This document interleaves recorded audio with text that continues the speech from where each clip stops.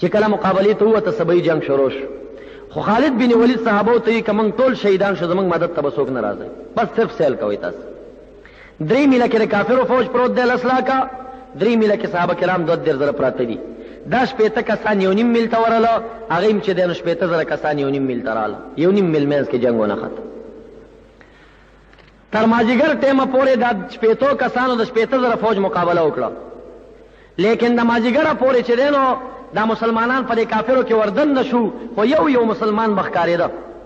ولی چې استه به داسې لري دوره ورکړه بیا په صفونو وردن نشو نو مسلمانانو به چې زړه یو خو ژوندی دی هغه ښکاره شو. خو چې ماجیګر ټیم شنو بالکل یې مسلمانان د کافرو په صف کې ورک شو. ابو عبیده صاحب لښکر ته امر وکړ چې بس تیار شئ زما صحابه ټول شهیدان شوي یا بندیان شوي ورځئ پې. ابو سفیان ورته چې نه خالد بن ولید امر کړی دی چې تر څو مونږه خبر نه راغلی تاسې به هغې پورې مونږ پسې نه راځئ.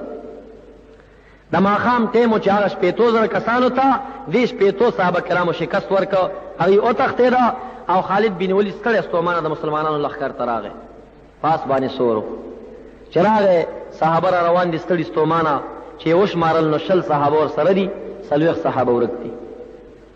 خالد بن ولید سر ټیټ که ویې ژړل وایي زه به خدای ته څه جواب ورکوم عمر فاروق ته به څه جواب ورکوم چې تا د 40 صحابه ولې شهیدان کړي دي. ابو عبیده صاحب ته وایي په دې شپه باندې راته 100 قربانۍ والا کسان راکا یا به زه د خپل 40 کسان را خلاصوم او که شهیدان به د میدان نه راوباسم او یا به داسې کوم چې زه به د انتقام اخلم. ابو عبیده صاحب ورته وایي ته ډېر ستړی زه به ستا په ځای لاړ شم. وایي نه زه خپله ځم. واپس باز باندې سور شو او 100 کسه د قربانۍ ورسره شو میدان جنگ ته 1.5 میل ته ورله چې ورله هغلته ګوري چې کافرانو مړي وشمارل 15 زره کسان مردار شوي په دې ورځ باندې کافران 15 کسانو باندې 15 زره چورګوړي هم څوک نشي حلالولی ښه دا یو امداد د خدای دی چې 15 زره کسان یې مردار کړي چې صحابه یې وشمارل 10 کسه ګلان صحابه شهیدان پراته وو هغه یې ترې راوچت کړه د مسلمانانو صف ته یې راولېږل دفن یې کړه. 10 هغه وشل دی و 10 کسان ورک شو. مرګرو ته وی چې راڼه ولګوي د کافرو په لښکر ورځئ یا به منګه ګیریږو یا به د خپل مرګري خلاصو دا بندیان شوي دي. چې کله په هغې طرف ور روان شو ناو راغی هسې څه غرونه راله د آسونو شڼه یې واورېده چې ورنږدې شو چې وایي کاته ناخوانه ګوري صحابه کرام را روان دي 15 کسان دي. ورته وایي کم خوا تلي وایي چې کله کافرو شکست وخوړو نو موږ کافر ورپسې وو په دشتو کې نور هم پکې وژلي نو 15 هغوی وو 10 دی وو 15 کسان ورک شو دا بندیان شوي وو. په دې 15 کسانو کې هغه دورار ابن عزور هم بندي شوی و چې ما درته وي چې لنډغر به میدان ته وتو هم بندي شو.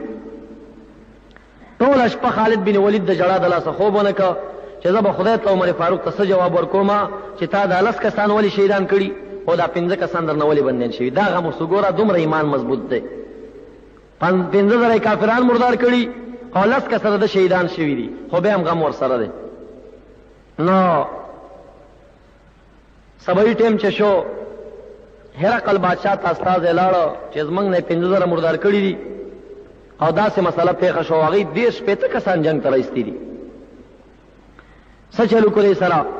هرقل بادشاہ ډېر غصه شو خبرې راولېږه دا پیسې لږې نورې مرتضی ته کې استازی ولېږي دا مسلمانان غریب دي که پیسې قبول کړي نو جنګ به پرېږدي.